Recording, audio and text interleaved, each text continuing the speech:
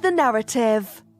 Hey everybody, welcome to Forge the Narrative. My name is Paul Murphy, your host for Yellow Bell Lost Souls podcast. I'm joined by Josh again. The flesh is weak. It's a little bit weaker this afternoon. That's for sure. Yeah, it is. Iron within, iron without the Iron Stone. Yep.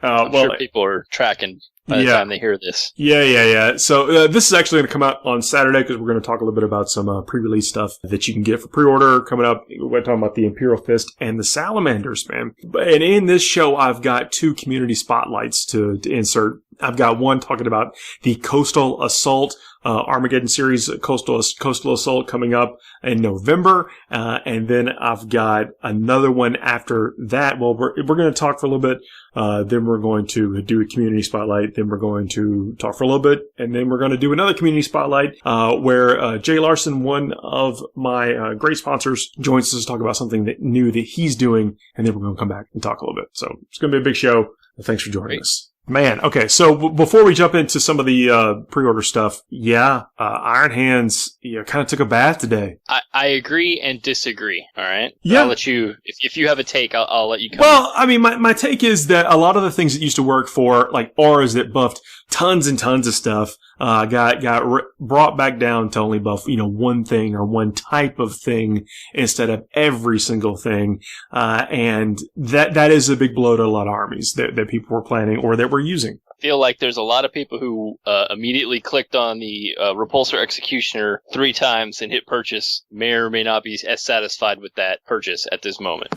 Yeah. So I feel them on that. As someone who's getting ready. I mean, we talking about just taking a lot of flyers, and those I think weathered the storm a little bit more than maybe some of the other builds that were out there. I think your flyers are safe until November's chapter approved. Do you think some points? See, I don't know, man. They're already kind of a lot of points right now. I think that you're going to, the grumblings on the internet are that it'll be a 3, like 3 flyers, or like one detachment of, or I don't know. We'll see. I don't want to get too speculative on things. Yeah.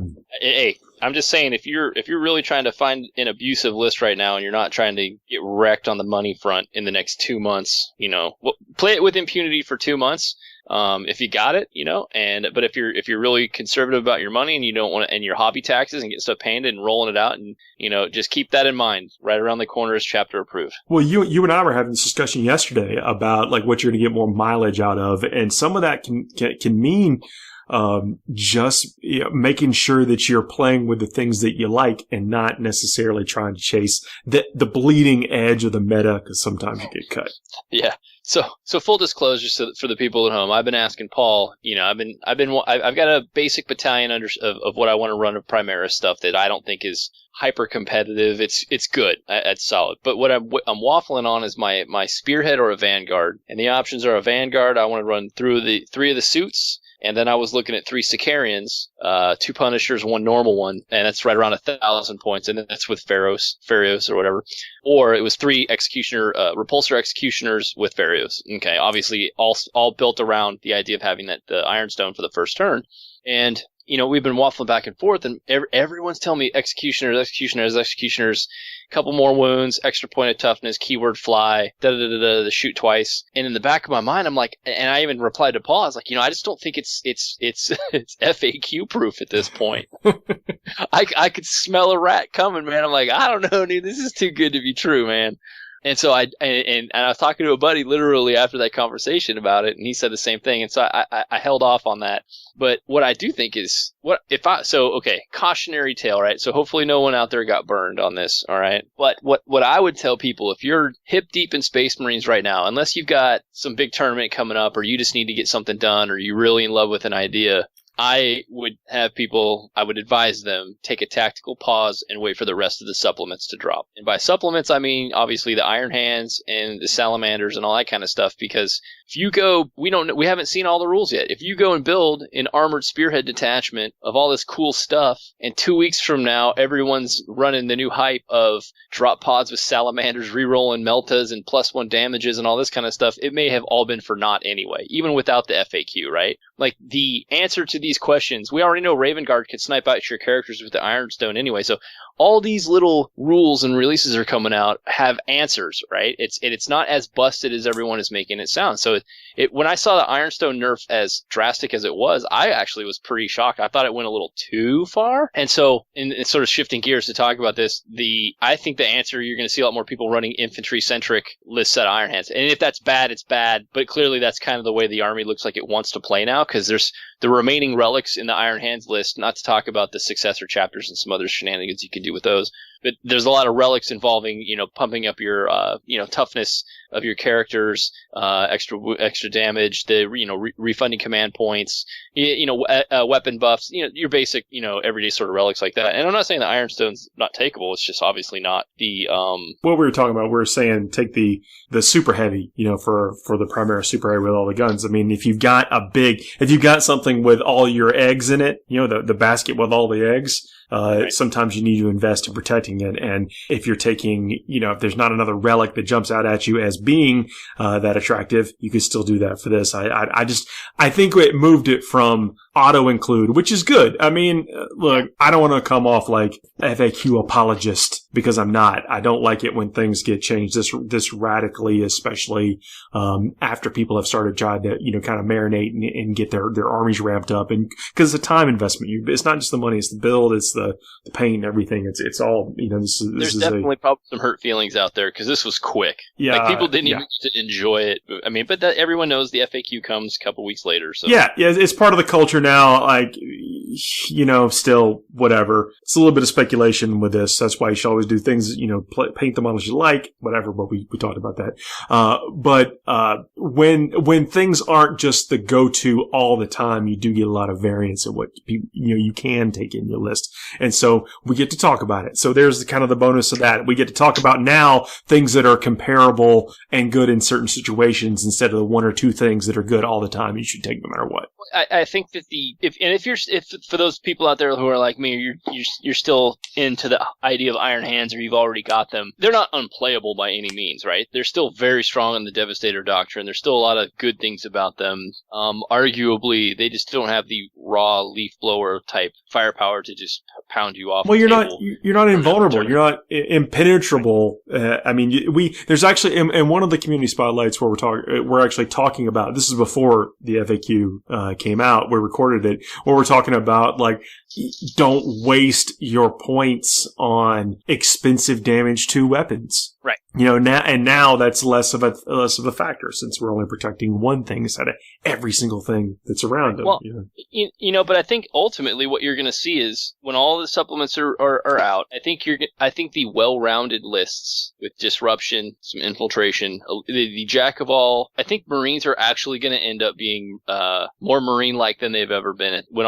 everything is all said and done, right? Yeah. What do I mean? I think you'll see take all comers lists that splash a little bit of everything. Because I don't think you can get away with just skewing your list to go hard. I don't think GW is going to want people to take 6 flyers. They clearly just sent the message. They don't want everyone just loading up on Repulsor Executioners, running the Ironstone, and just pounding you off the table. They don't think that's the game, right? So I think you're going to see the safe stuff. I think the war suits are safe. They may see a points adjustment if they become the new heat, but I really think that they have a place in the game pushing forward and infiltrating and disrupting on the first turn to buy the rest of your army time to either get into place, set up your assault, or shoot down some things they need to shoot while they're getting hit. I think that's a safe tactic GW is going to preserve in the Space Marine list because I don't think any other in my list I can't not take 2 of them. It's hard for me to not go, why not 3? Once again, with Iron Hands, because those autocannons are great. And then you're taking backing them up with a couple Thunderfire cannons, or at least one, and you've hemmed people into their quarter. And then the rest of them, and like I was saying, the Sicarians, they're still moving up the table. They're still toughness 7. They're still 14 wounds. There's, roughly 160, 170 points. And they're doing low damage, high output number of shots. But, in the Devastator Doctrine, they're good. And you're getting into place and you're just volume on volume on volume of hitting stuff. That's a way. It's what I'm thinking of. I'm trying to get away from the Razorbacks. I could probably run them, but they don't feel powerful enough. They just sort of get out there, go into place, die. Then the guys jump out. They stay in place. Then they die. They're not actually accomplishing a lot. So I think there's a place for Marines out there of all colors, and I think there's going to be, I don't want to say a rock paper scissors in the meta, but I think you're going to see, White Scars are going to have their day in the sun too. I think the mobility for them is being really overlooked right now. Yeah. White Scars have a very high win percentage as well. It just wasn't the 80% that Iron Hands were seeing. Right. So, I mean, 80%, that's obscene. and that's only and that's 80% after you factor out Iron Hands on Iron Hands matchups. So no, I think that, like I said, all is not lost. There's plenty of hope out there. I just think everyone needs to take a deep breath, look at the scene, wait for all the rest of the supplements, and then make smart purchases. I think by taking well-rounded lists, you don't have to worry. You may not win. Man, I don't want to be like take safe lists. That's not what I'm about. I want to take lists that are. I don't mind saying it, that take advantage of attractive rules, value choices. Yes. Okay. So if you maximize or optimize points per model, that's great. I agree. I just think that's where you start getting into more of the rock, paper, scissors, and you're going to find yourself vulnerable to a different flavor of Marine, right? Yeah, that's sure. I can go with that. So I think if you're trying to be a tactician and you're trying to win the most games, you may not win by the same margins. You may not have as many blowouts, but if you're taking smart lists, you'll be able to play to the missions better. Like, yeah, I guess that's true. It's a little easy to say, though. I mean, still, part of what we do, we look through these books and we try to find the thing that does, like, oh, that has a really high, value outside of what its points is. Like, even let's talk about the Iron Father for a second, and then we'll talk just briefly about this, and then we'll take a break, do the segment, come back and talk about Salamanders. But for 110 points, that dude was out of freaking control, and now he's just good. Yes. So when you're looking through something in a codex and find something that's out of control, you want to play with it, you want to take it, and you want to, stuff people's faces in. That's kind of what the game's about. I'm all about unique things being out of control good, right? No one wants to see three of him on the table, though. Okay. I guess that's fair. I guess what you were saying earlier is that maybe the designers don't want the game to be about just that. Right. Okay. And I'm not saying that when you go to play ITC rules, you shouldn't obviously maximize or do one thing really well, right? You probably have build around units or they're of exception of power in your list. But what I'm saying is you're doing things like the Ultramarines lists or like the Ravensguard's list where you're getting your engineers or you're scoring across the table early on, right? You're getting those secondary objectives on lock. You're building so that those are your known knowns.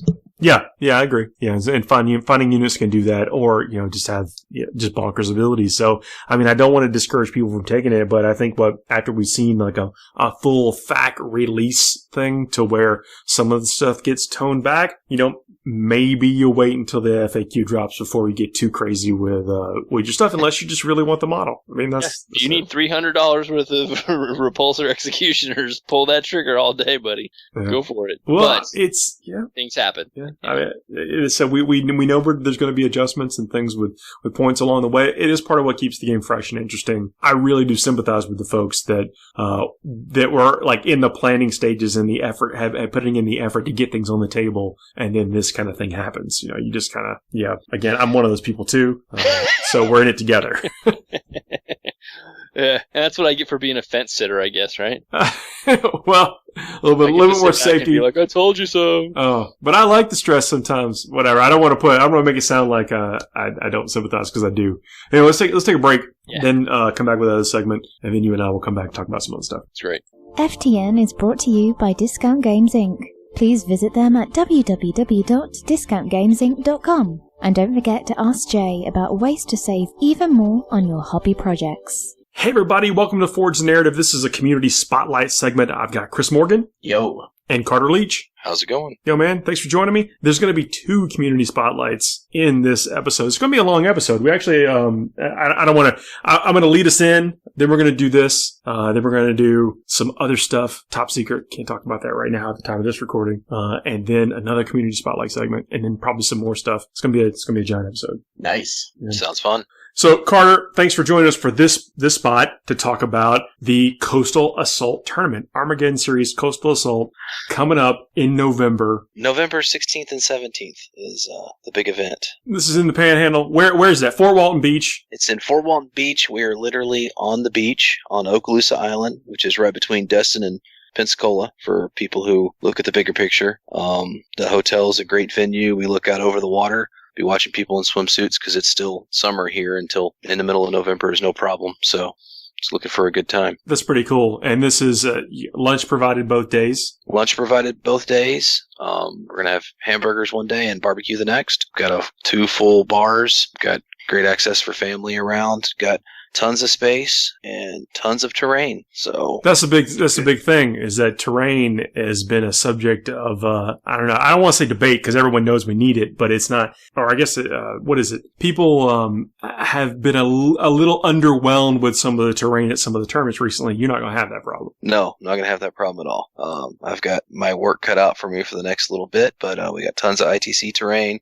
tons of other tabletops. I got several 3D printers here locally, guys, that are building tabletops. Everything looks amazing. Everything's going to be pretty close to identical on most tables, but there'll be plenty of terrain, plenty of line of sight blocking, probably quite a few enclosed boxes to help people out, keep away from some of that nastier stuff that's out there. Gotcha. Well, this is the 4th event in the Armageddon series. Thanks for participating in that. But this is also going to be a great way to scoop some ITC points as we get closer to the LVO. Yes. A big build-up for ITC. I will be competing in this tournament. Well, there you go. I mean, I'll have an Iron Hands list like everybody else, but... On that note, I did extend list cutoff or codex cutoff all the way to November 1st so that everyone who's not playing Iron Hands gets access to Psychic Awakening and possibly Salamanders or some other stuff that comes out. That's good. I'm glad you did that. That's going to really open up some list builds. I can tell you that, we are talking about Iron Hands right now, but I know there's going to continue to be some Marine releases that I think are going to be compelling to basically have people want to bring out their favorite factions or maybe mix up their list. I'm really happy to see that too.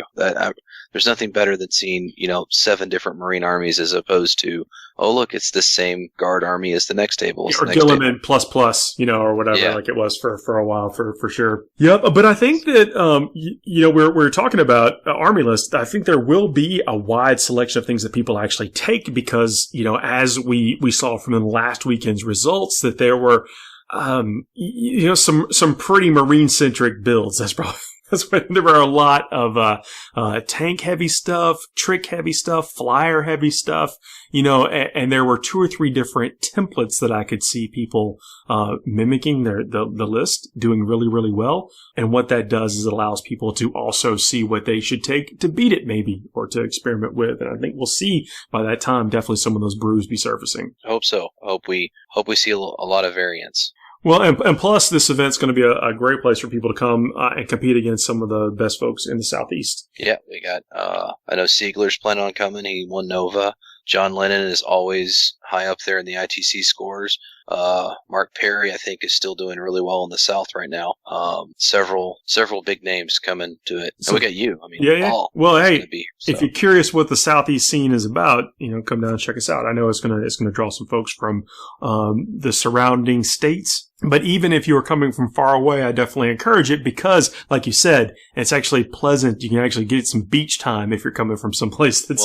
Well, the second note on that is I'm doing brackets on the second day. So there will be prizes. You can go 0-3 day 1, and you're still competing for a prize. Basically, and actually, to be honest, the group that is going 2-1 at the end of day 1 will be competing for a full Custodes army. Oh. It's fully painted, everything else. The winner of the second bracket will get that prize for going 2-1. The guy who wins the overall tournament, winner of the 3-0 bracket from the end of day 1, will get a high roller package for LVO and their ticket, the ticket for that, plus anything else that my local vendor adds to that pot. And then we'll do a massive gift card for the people who end day 1 and 2. We plan for a pretty reasonable gift card for our local vendor, and he's a well-stocked guy. It's not one of those ones that you're going to walk in and go, oh, I can't find anything I want. And then I'm looking at some options right now for what my 0-3 guys are going to get, but I want to make sure it's something worthwhile. Come in and playing both days. Doesn't matter where you stand at the end of day 1, you're still going to be playing for something, and it should be something worth playing for, as opposed to just a pity gift. Well, it's also you're still competing, so there's reason to play out the whole thing, to pass the community spirit, and that's what we like to see. I mean, people playing every round of the tournament, having a good time, because that's where the stories come from. Yeah. The other super fun thing I'm doing is I will be drawing a random table number every round, especially the first day for sure. Second day we're trying to get a couple more local restaurants, but we got some really awesome local restaurants that are giving us some gift cards, and basically I'm going to draw a random table, and that's going to be the grudge match of that round, and whoever's on that table, the winner gets a local gift card to a local restaurant, so maybe you're not having to pay for dinner one night. Oh man, I'm loving the sound of it, man.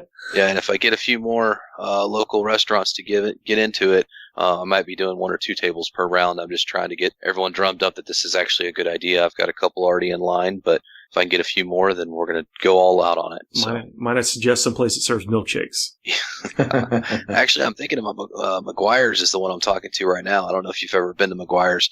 It is an Irish pub that we have here it's phenomenal to say the least. And it's an Irish pub that has some of the best mixed drinks on the coast and really, really good steaks. So I got to chew in with the manager. I got a meeting with him next week, actually, to see if I can get them to donate it or if I can at least get them at a discounted rate or however I need to do it to get that on there. This tournament sounds delicious. Yeah, no kidding. It's going to be great. Hey, anytime you can eat, drink, roll some dice, it's a good time. And when you can do it all in one place, sounds like a destination event. Great. I'm looking forward to it. I'm hoping this takes off. This will be the 9th Coastal Assault, but it'll be the first time that it is a full 2-day 40k only event. So trying to prove to my local store guy who's been doing Coastal Assault for years that 40k can support the system and that we should let us do it. So absolutely 40k is going to get it's the best it's ever been right now. I am building my list. We kind of at that last episode talked myself into it with I'm thinking 5 flyers right now. So with that in mind, are you guys going to adopt the SoCal Open flyer rule where if it can't fit, it doesn't sit? That I'm leaving up to my head judge Justin as to what he wants to handle on that. I personally feel like with the restrictions they already have on can't overhang the table and things like that, I don't want dice stacked up to balance stuff, but if 90% of, a good chunk of it's sitting on top of the terrain, then a good chunk of it's sitting on top of the terrain, and I'm not going to argue. Well, I'm certainly not trying to game the system either. I was just curious as to what it is. And I'm sure people that are building their list right now would also like to know. Yeah, no, I'll leave that up to Justin. I'll touch base with him and find out. I am assuming that's probably going to be the rule, though. I can't imagine that it wouldn't be. It's the way everything seems to be shifting. Well, I mean, whatever it is cool as long as people can plan for it. And there is an event page. It's the Armageddon Series Coastal Assault. There's a Facebook page and an event where this information will be posted as it becomes available and as things evolve. I'm sure if there's cutoffs and facts and stuff, not for the event, but released by Games Workshop, what is in play will be posted up on those event pages. Yeah, and he had a lot of decisions in place, and then I moved my deadline on him to try to get something more, and he's like, okay, I need to evaluate what else is coming out, so he's on it. We'll get that posted here pretty promptly before list. Now, really cool that you want to try to take into account the Psychic Awakening stuff. I mean, we don't know anything about it past what's out right now, but I think they've proven they're going to inject some interesting rules, and you don't know what's going to come out as being something that people think is competitive. Well, as an Eldar player, I feel like it's required at all times to be, let the Eldar have a shot. You're a list designer. If we can talk briefly about this, that's one of the reasons, you're a great player, very competitive, and it's really nice to see those kind of folks running events, to inject some of that competitive spirit, in the way that you do it, which is fun. Is there anything in the Psychic Awakening 1 book that you think's worth building around? Like, is Drukhari with poison weapons, the way to tackle Iron Hands, I think the it is the Covens +1 to wound, +1 damage weapons for a Coven is going to turn Talos's with Haywire, wounding on 3, causing mortal wounds on 3s, D3 mortal wounds on 5+, and it's 2 damage. You will have enough shots to chew through Iron Hands.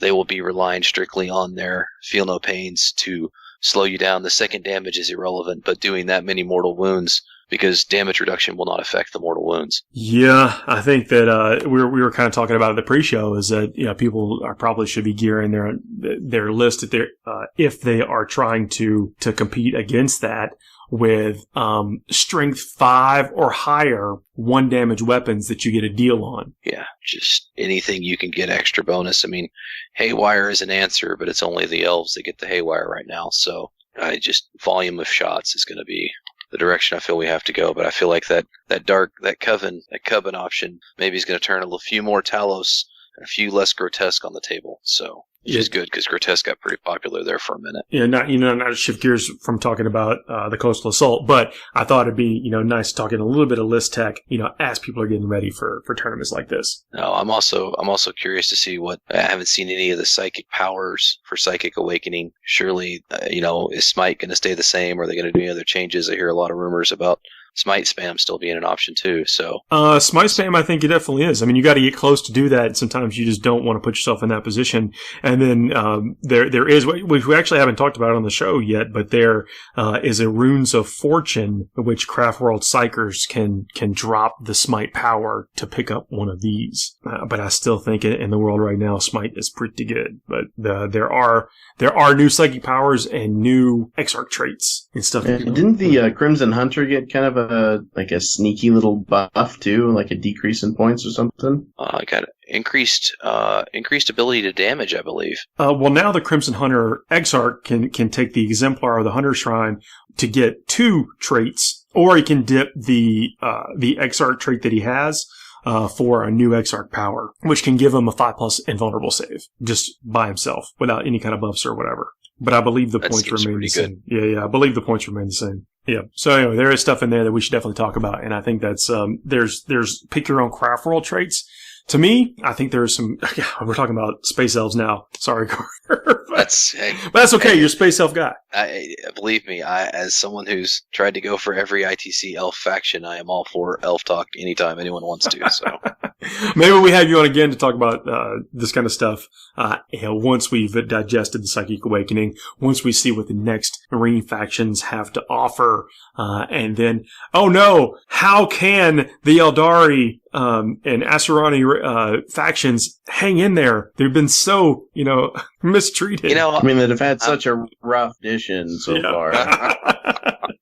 I'm not at all opposed to us having a little bit of a worse day, but as long as we can stay competitive, I'm okay with the world. Carter, we'll definitely have to have you on again.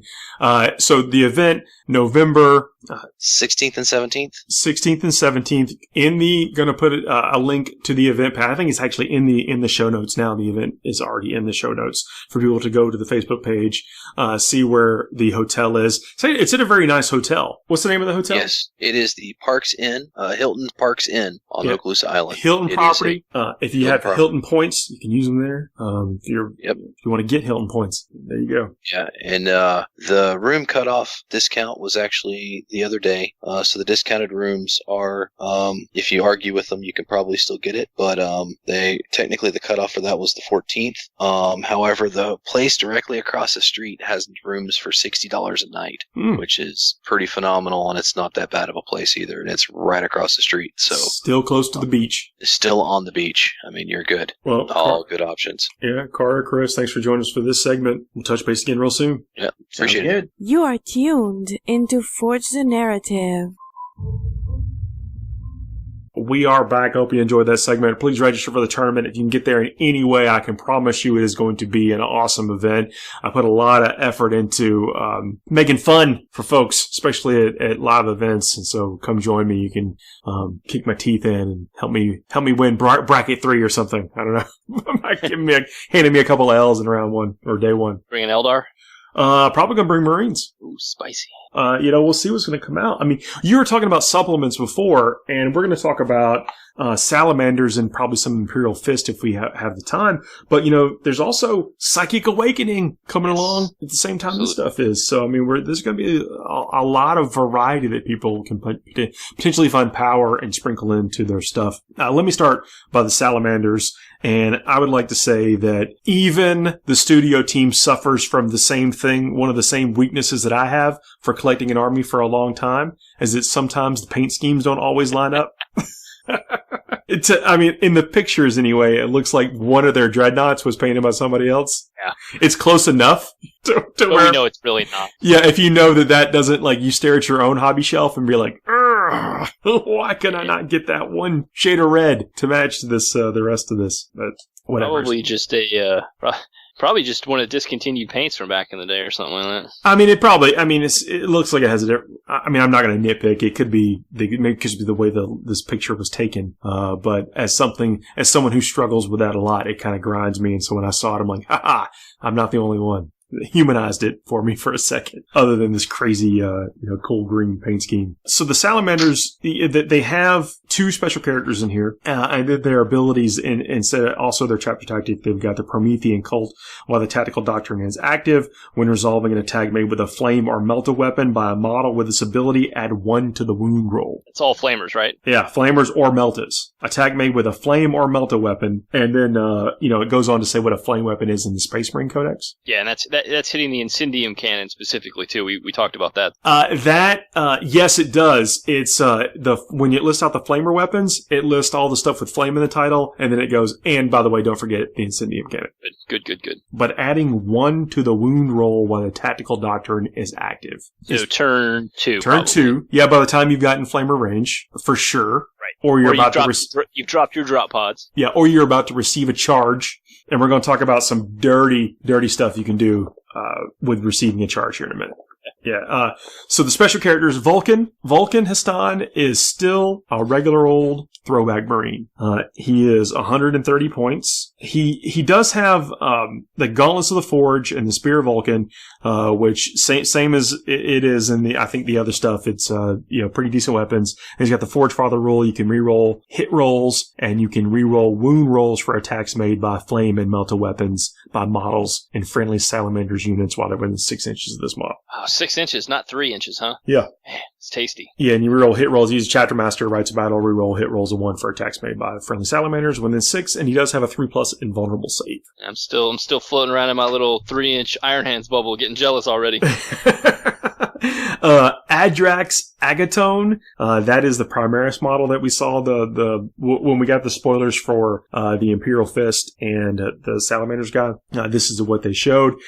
He has the Malus Noctum, which is a Thunderhammer that's a 4 damage Thunderhammer. Yeah, and it can 6, right? That's a relic. What's that? Does it do 6 damage on 6s? It does not. Okay, there's like a relic hammer that does that, right? We'll get there. Jump ahead, sorry. Yeah, we'll get there. But he's a damage 4, neg 3. Does get the neg 1 to hit, but he does have a 2+ weapon skill, and add 1 to wound rolls for attacks made by melee weapons by models and friendly Salamander units within 6 inches of this guy. Yeah, if that unit made a charge move, was charged to perform heroic intervention. So he's wanting to be in a unit of guys and make them not worthless in hand to hand. So he's wanting to go with things like intercessors. Yeah, and he buffs himself too. So remember that. Got that little kind of Blood Angel action going on. He has the Iridian Drake Hide Cloak. When resolving an attack against this model, reduce the damage characteristic of the weapon used by 1 to a minimum of 1 for that attack. And he's got the Rites of Battle and a 4+ invulnerable save. And he looks awesome.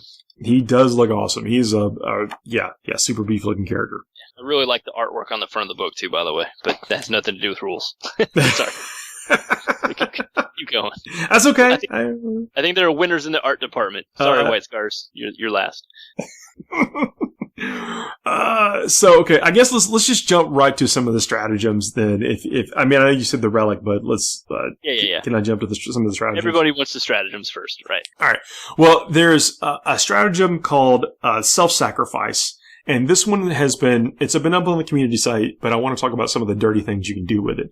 So this is, use a stratagem at the start of your opponent's shooting phase. Select 1 Salamander's infantry unit from your army. Until the end of that phase, enemy units cannot target any other infantry unit from your army that are within 6 inches of the selected unit unless that unit is the closest enemy unit to the firing visible to it. So it doesn't have anything about line of sight in here, so you pop this on a unit that's already out of line of sight, so it can't be targeted, and then they can't shoot anybody else. I think there's some shenanigans you can do with a rapier gunner, since he can't be targeted. You know? All right, that's pretty spicy. So go ahead, walk me through exactly the feel badsy that you're about to lay on somebody. Well, once they become the unit or whatever, I think there's a rules that says the rapier gunner can't be the target of something. I mean, anyway, let's look. I'll bring up the index here in a second, but I'm just giving some examples of the shenanigans that I would put on Fact Watch. Yeah, yeah. You know? Or just flat out wait for the TO to walk over, look you dead in the eye during the middle of the tournament and tell you no. I don't know, man. Rules are rules once the dice start hitting the table. Oh, I would tell you don't be that guy. There is a rule called Flamecraft. Use this stratagem in your shooting phase when a Salamander's unit from your army is chosen to shoot with. Until the end of that phase, when a model in that unit shoots with a flame weapon, do not roll to determine the number of attacks made with that weapon. Instead, the maximum number of attacks are made with that weapon. So, in example, 6 attacks are made with a heavy D6. How many CP? It's 2 CP. That's not bad. That's 12 incendium shots. That's really not bad. Yeah, I can see, like, with some of these flame rules, I can see, like, a tech squad with a flamer and a combi flamer. Like, I don't know if it's worth burning 2 CP on, though. Like, we gotta break it, right? We gotta find a way to get more... Oh, no, not just that. But I mean, like, with Vulcan's rule and stuff, and then the chapter rule where you're, getting, +1. Is that active for the whole battle round? How long does that take place? That's just in the shooting phase. So what if I shoot again with another stratagem? If I want to shoot twice, do I get the benefit of the double flame? Yeah, when a Salamander's unit from your army is chosen to shoot with. So, yeah, because the fire twice is... yeah, use this right. Win a Salamander, yeah. Until the end of that phase, when a model in that unit shoots. I'm not saying that's really, really good or anything. But it could do. There might be something that's extra vulnerable to flame weapons, right? That you might just have to get out of there. That might be a thing. Yeah. So the fires of battle is another stratagem. They all named immolation, whatever. And Stern Guard take combi flamers on everything. I think so. Yeah. So wow. So you could literally have a unit of just all Stern Guard drop in, pop that stratagem, flame everything, and if you really wanted to get stupid, you could. So hold on. Now I'm probably thinking of something that's unplayable, but well, the range on things, so dropping in is probably not. You don't want to drop in with flame stuff too often. Well, I'm just saying, like one unit that drops in, okay, and you select it, you burn the stratagem on it, and then you burn the other stratagem to combat squad them. Or I guess you could just split fire them anyway, right? Like, yeah, doesn't matter. So you do five meltas, 5 flamers, or something like that. And you come in and you just hose down. Okay, sorry. I'm free-form brainstorming over here. No, that's all right. Check this one, though. Fires of battle. Use this stratagem in your shooting phase or in your opponent's charge phase. When a Salamander's model from your army shoots with a flame or melta weapon, until the end of that phase, when resolving an attack made with that weapon, an unmodified roll of a 4+, the target suffers 1 mortal wound in addition to any normal damage. Did you catch that on Overwatch? Wait, walk me through one more time. Use the stratagem in your shooting phase or in your opponent's charge phase. Okay. And then until the end of that phase, when resolving an attack made with that weapon, an unmodified wound roll of a 4+, the target suffers 1 mortal wound in addition to any normal damage. That's discouraging to certain people. I mean, think about, we were talking about the Invicta Warsuit, and let's talk about Centurions. Centurions been getting a lot of play with Iron Hands rules. Justifiably so, but they can take some flamers on them too. Oh, those are heavy flamers too, right? If I remember right. Oh my god! And that's just the unit I refuse to purchase. Those are stealth secret winners here. Like we've mentioned those with just about every army I think we've come across. Like they've definitely come up in the world a little bit. Yeah, that's a 1 CP stratagem. You're still fishing for 4+. But, you could, in your shooting phase, you could do the Flamecraft and then the Fires of Battle. Let's just talk about the Warsuit for a second. 12 shots, on a 4+ to the auto hit, and then that means you're rolling to wound. And then on a 4+, it takes a mortal wound even if the 4+ wouldn't have wounded the thing you're shooting at. So something with 12 shots that auto hits, 6 mortal wounds. Wow. That's on average. And how many CP? 1. That's it. So, Jesus. Okay. It seems So what's the only drawback to that? Just the range of getting there to pull it off, basically? The range of a flamer weapon, yeah. So we're assuming, what is that, like 8? 8 on a lot of things, yeah. The only so absolute lethality within 8 inches, basically. Okay, that's interesting. Well, I mean, the Incendium cannon is 12 inches. And that's automatic. Is that with wounds? Like, you have to wound? No. Until the end of the phase, when resolving an attack made with the weapon, on an unmodified wound roll of a 4+, the target suffers 1 mortal wound in addition to any normal damage. And it just seems like that's good for hitting anything and everything. Yeah. Heavy Flamer's 8 also, so you're really getting maximum value out of the Incendium cannon on this. But I guess it could also work for what's the flamer on the Land Raider? Oh, the Heavy Flamer on the not talking about Crusaders, are we? Yeah, the Land Raider Crusader. It's not the Crusader has the heavy bolters, but the Redeemer. There are 2 Heavy Flamers on a Razorback? I don't remember. I think you can get a Heavy Flamer on a Land Speeder for 60 points or something. Yeah. Okay. Well, Heavy Flamer's 8 inches. I'm just saying, thinking of things that may have a longer than 8-inch range that you could pop off in the charge, because your opponent is going to be charging. You want to be able to get do some mortal wounds on the Overwatch. Right. About 30K. What about the index stuff? I'm trying to think. Sorry, I'm thinking out loud. I'm trying to think, is there any tanks that have... Oh, the 2 Heavy Flamers on the Leviathan. Yeah, seems good. Yeah. So here's Rites of Vulcan. Use this stratagem at the start of your movement phase. If the Tactical Doctrine is active until the next battle round, when resolving an attack made with a rapid-fire or assault weapon, an unmodified wound roll of a 6... For the armor penetration, the characteristic is improved by additional 1 for that attack. You can only use this once per battle. I don't know that I love that for 2 CP. But, nah. So those are the big ones, I think, for stratagems. I think you'll see a lot of use out of those. And I don't hate the idea of everyone just taking the relic Leviathans that they already just purchased for their Iron Hands, and they're going to cannibalize, walk it up the table, and then when somebody tries to tag it so it can't shoot all the butcher cannons, not only do they take all the Overwatch from the butcher cannons, but you pop the stratagem, hit them with the 2 Heavy Flamers from the Relic Leviathan. Model. There's a stand your ground stratagem for 1 CP. Use this stratagem in any phase when a Salamander infantry unit from your army that is not a servitor and did not advance in that phase, or your previous movement phase. It's basically, if you didn't advance anytime, you're going to be using this. Stand still. Until the end of that phase, when resolving an attack made with a weapon that has a damage characteristic of 1 against a model in that unit, add 1 to the saving throw. This does not affect invulnerable saves. That's a 1 CP. That's pretty situational. I don't know. I think you're better off just passing wounds off, but okay. Well, I mean, if you get caught out, especially if you're trying to hold an objective where you didn't really move anyway. It's just like if somebody hits you with a flyer and gets close to a character and you're like, oh snap, well, let me see what maybe I can dodge the bullet. Yeah, you're in cover, you get 2 up save, bring it down to a 1 up, so you really need some AP to if they've got significant AP that we could nullify that. Sure. Yeah, I don't mind, especially it's one of those things just to have in your back pocket as being a 1 CP stratagem. I dig it. So I guess, let's jump to the relics. The Drake Smiter, I think this is the one you're thinking about. When resolving an attack made with this weapon, subtract 1 from the hit roll. On an unmodified wound roll of a 6, add 3 to the damage. So that makes it a 6 damage weapon. Yeah. And it is a neg 4 AP weapon. Strength times 2. It may be too much of an ask. Have you seen anything that bumps? There's no way to buff that wound roll, is there? There's no inherent pluses in that book anywhere. The plus to wound? Yeah, I mean, what's his name? The character. Which one?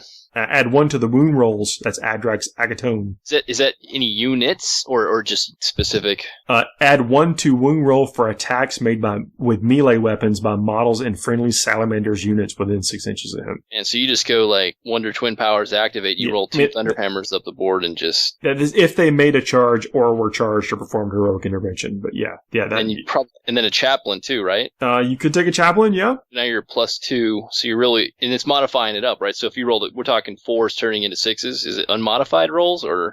For the relic? Yeah. Unmodified wound roll of 6. Okay, unmodified. Never mind. Yeah, it's not like the Necrons where you're getting it into, 4s become 5s or whatever. Yeah. You saw where I was going. Oh, I did. Oh, yeah.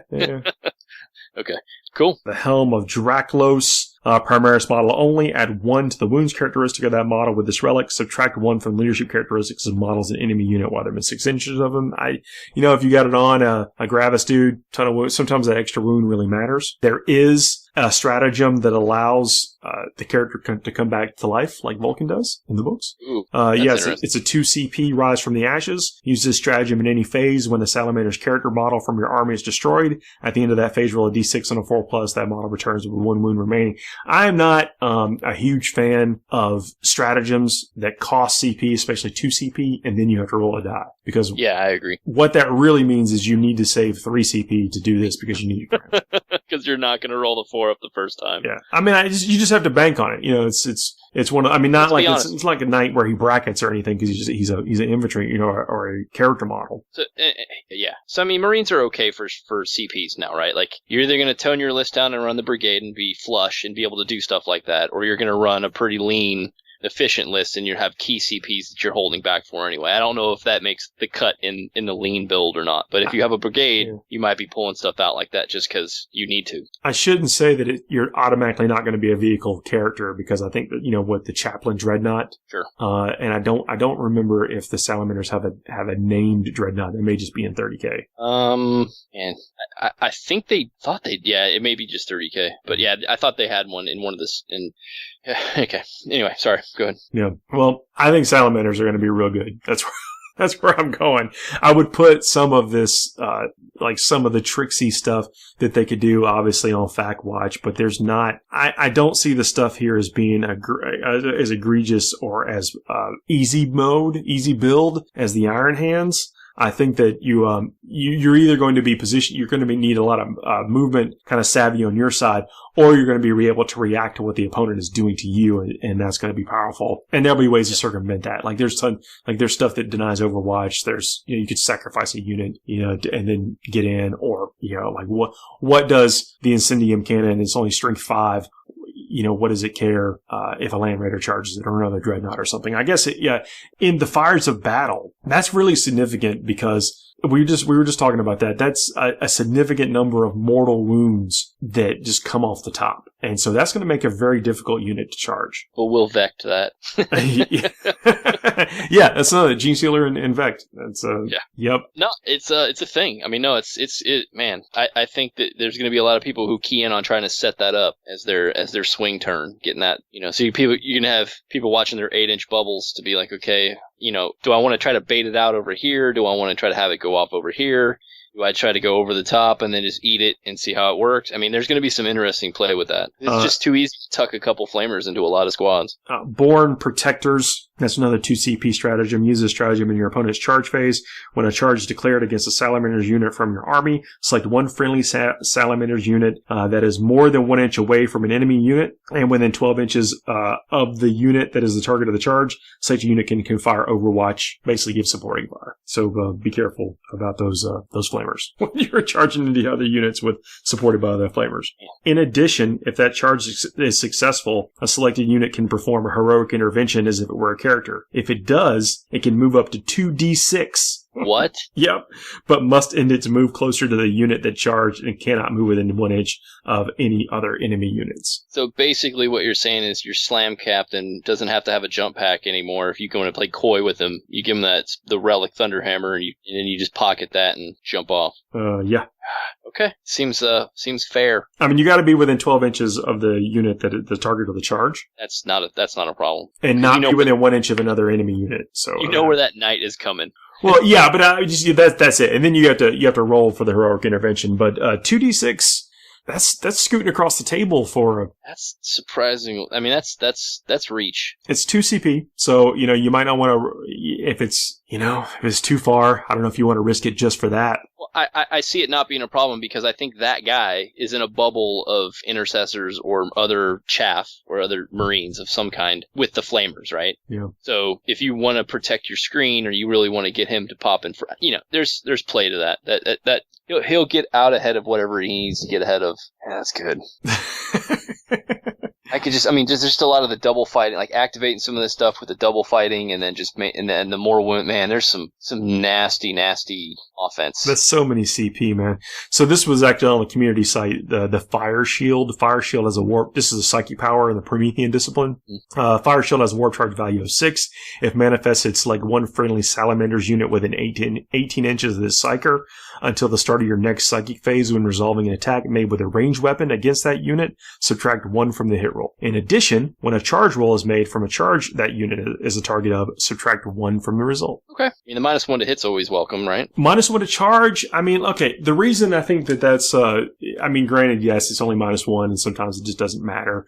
But, when you're already kind of loading down to potentially receive charges and overwatches and really bleed your opponent in that step of the game, which doesn't always happen. Sometimes the overwatches get kind of ineffectual. But the Salamanders, I think, have a way to dial that up. And you're increasing the failure rate of the charge. That means you get to do it more often. So your opponent, you can really do a lot of damage to your opponent in their turn, and that is demoralizing.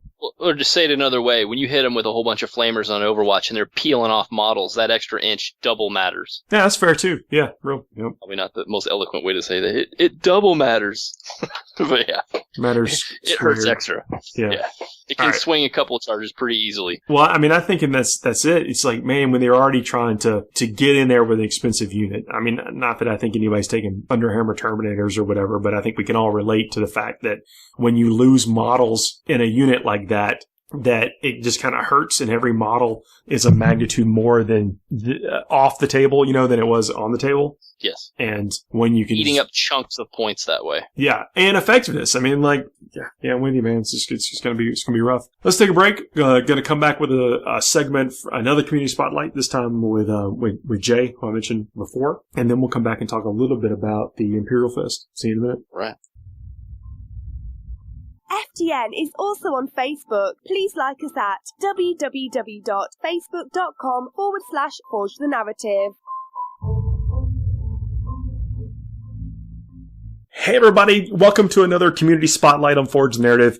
I'm Paul, your host. I'm joined by Jay Larson. Hey Paul, how you doing? Dude, thanks for joining me. Yeah, you bet. We talk about you on the show every week. Well, thank you. I appreciate it. You're one of our sponsors from Discount Games. I'm here to talk to you about something else you've got going on. Where do you find the time? You are all over the place. Well, it helps that this is my full-time job. well, sure, but you've got your Chain Attack podcast. You've got your brick and mortar store. You've got your online store. Yes. I'm sure I've heard you being involved in several other things. Muson Minis. Yeah. You're previewing something that I'm doing. I'm starting a new podcast, but basically I'm to the point now where I'm making 6 episodes a week. So it's a lot of podcasting, but it's been fun. So I appreciate it. Oh yeah. And I think you're doing great, especially engaging with the community like you do, and on every side of it. So what's this new podcast about? So something I'm pretty excited about.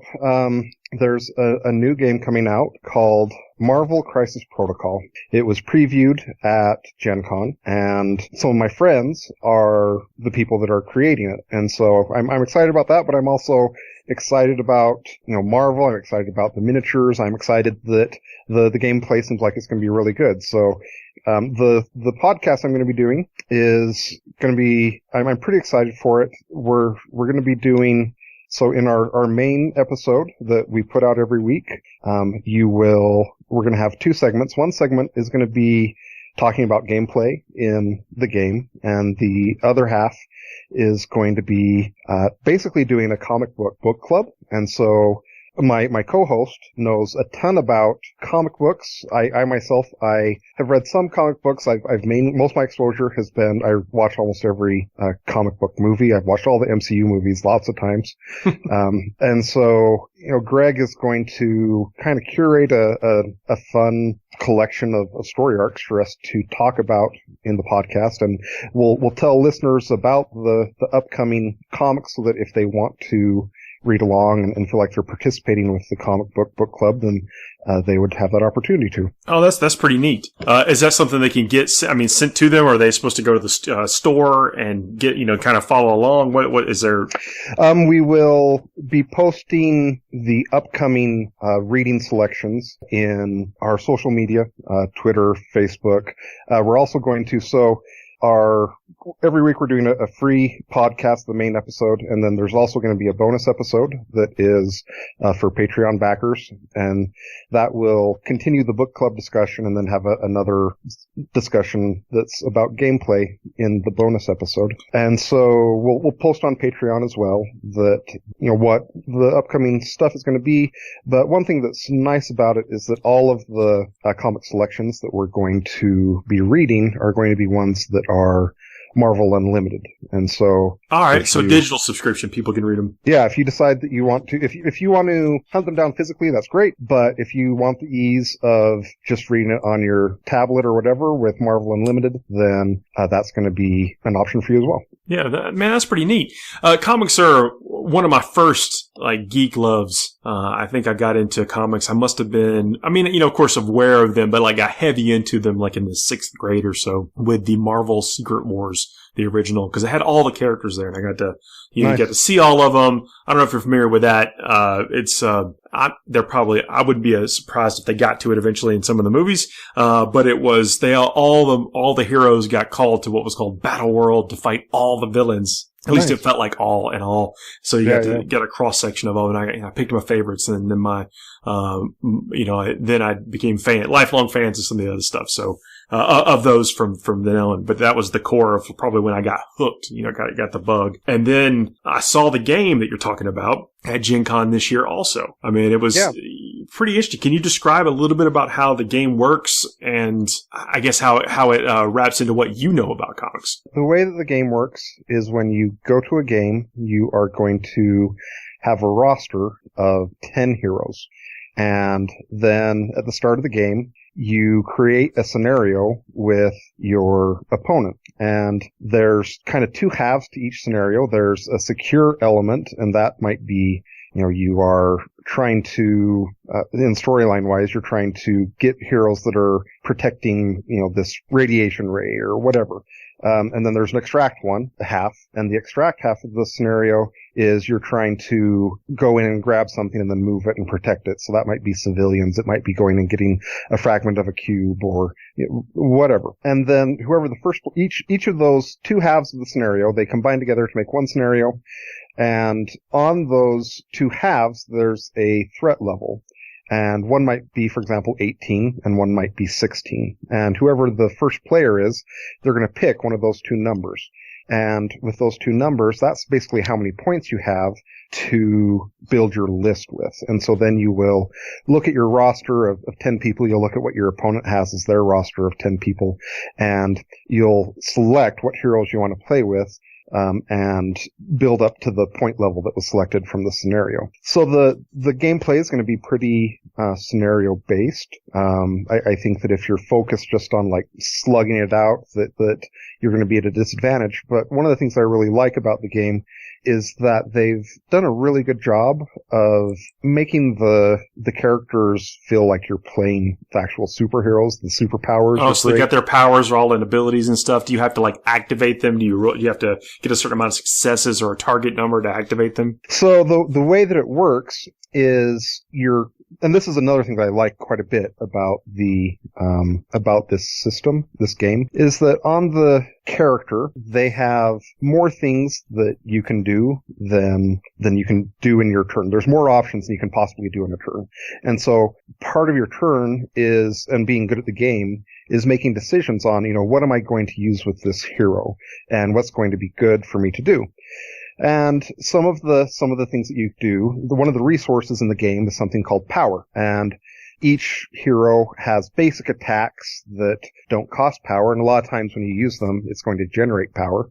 And each hero, at the start of the turn, they'll generate 1 power. And then they have other attacks that they have to spend power in order to use those superhero abilities in the game. And so, when you are that kind of lends itself well to feeling like it's a comic book story, because when you read a comic book in general, it doesn't start with, Dr. Octopus doing this amazing superpower that's taking out all his opponents at the start. It builds up, and then at the end of the battle, he does that. One other thing that's cool about the game, in my opinion, is that as you are attacking your opponent, and dealing damage to them, for every damage they take, that also generates power for them to use on their future attacks. And so it also provides a little bit of a catch-up mechanic in the game, so that if someone attacks you and hits you really hard, then you're going to be powered up and ready to do a strong counterattack back at them. Oh, that's neat. So a little bit of kind of resource management along with just trying to complete scenarios or defeat your opponents or whatever. Yeah.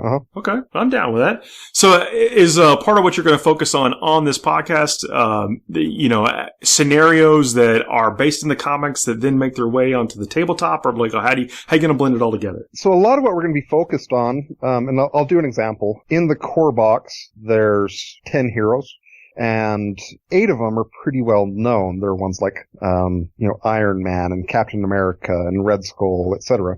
But one of the heroes that are villains that's in there that a lot of people don't know, even though he has been a villain in the MCU, they might not realize it, is Baron Zemo. Oh, yeah? Okay. And so in our first episode, and bonus episode, we decided to focus on Baron Zemo. And so each episode will pick a character, and then we'll talk about things about that character in gameplay-wise, like ways that you can get the most out of him playing him in the game, or ways that you can play against him, or things that are his strengths or weaknesses. And then we'll pick a story arc that is related to that character and kind of highlights him. And so for our first story arc that we did, it was the Avengers number 273. This story arc actually came out in the 80s, and it's one where Baron Zemo leads the Masters of Evil, and they kind of kick the Avengers ass.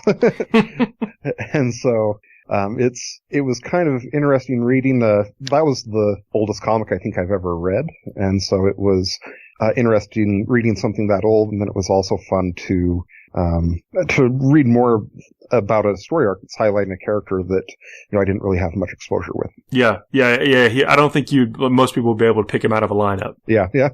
Well, that's pretty neat.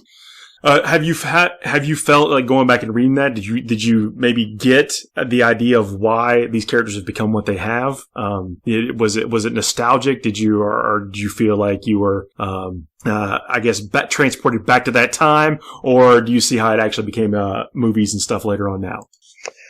It was pretty interesting. One of the things that's nice about it is that Greg, my co-host, he did some setup with it, talking about the history of the character, and so talking about how Baron Zemo is kind of trying to avenge his father, and the story arc really does kind of focus on the theme of him trying to get revenge on Captain America, and has at the end of it actually has some pretty parts of it that kind of jerk on your heartstrings, as some of the things that he's done to Captain America, seeing Captain America deal with that. And so it was definitely interesting seeing the comic book version of Baron Zemo versus the one that we've seen in the movies. Yeah, I dig it. That was a time where I didn't read the Avengers back then. It just kind of didn't jump out at me.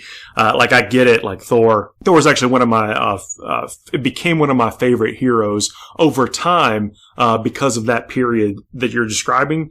The way he would talk trash to his opponents in battle. Yeah.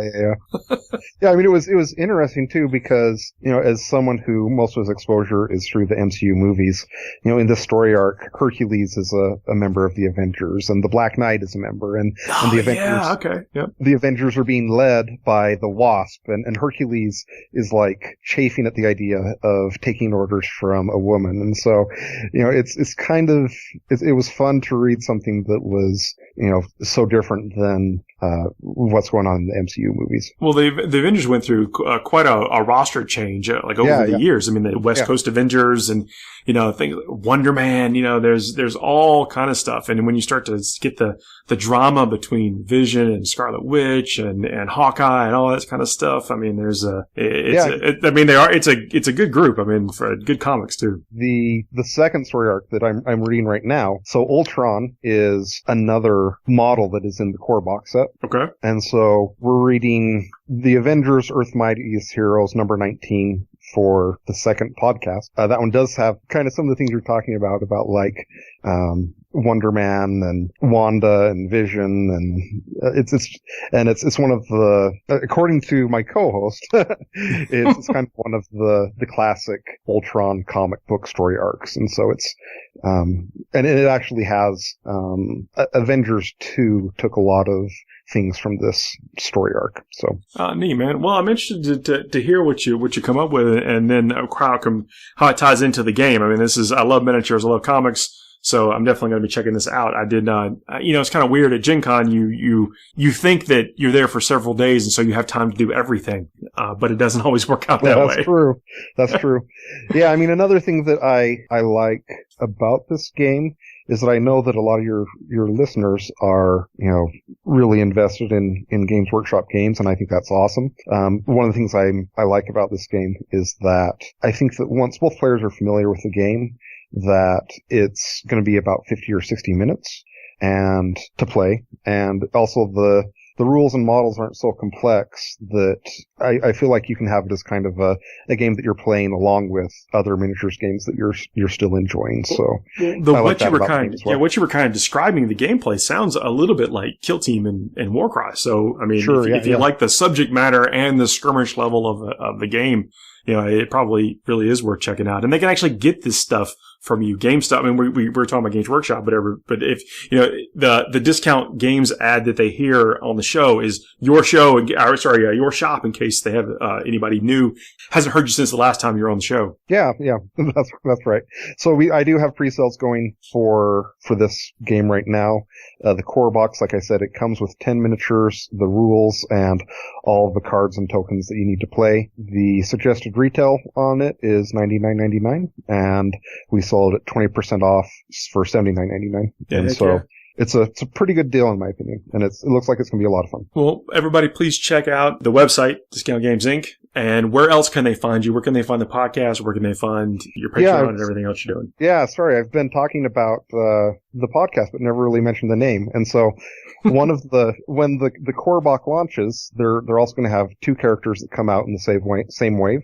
One of them is the Hulk, and the other one is MODOK. And MODOK. So I'm guessing, I had no idea who MODOK was before this, but he's basically like this huge head that is in a floating chair, and the name of our podcast is actually kind of a play on that. The first podcast I started, its name was Chain Attack, and the way that we came up with the name was that Chain Attack was actually a name of an ability in War Machine. And so the name of our Marvel podcast is going to be Recalibration Matrix. The way that that's tying in is that that's going to be a tactics card that you get from the MODOK's box set.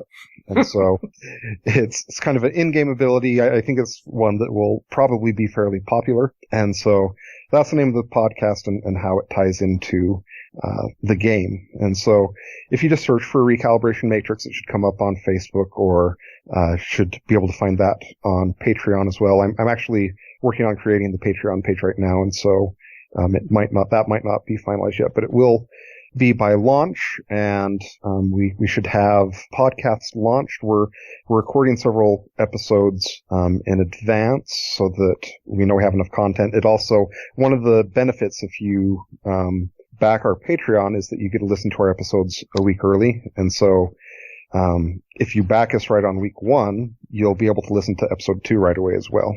And so we're looking to launch towards the start of November. Awesome, man. Well, Jay, it's always a pleasure to have you on, and thank you very much for taking the time and the continued support of the show. And I hope listeners are checking you out. It's one of the great ways that they can support the show by supporting you. Thanks a lot. I appreciate it. And as always, for those of you who don't know, we sell Games Workshop products at 15% off, which is the maximum discount that we can give on the product. But if you email me at j@discountgamesinc.com, I can give you details on how you can have even bigger savings. Awesome, man. Well, have a good rest of your night, and we'll talk again soon. Awesome. Thanks a lot. Everybody hang tight. Next segment's coming up.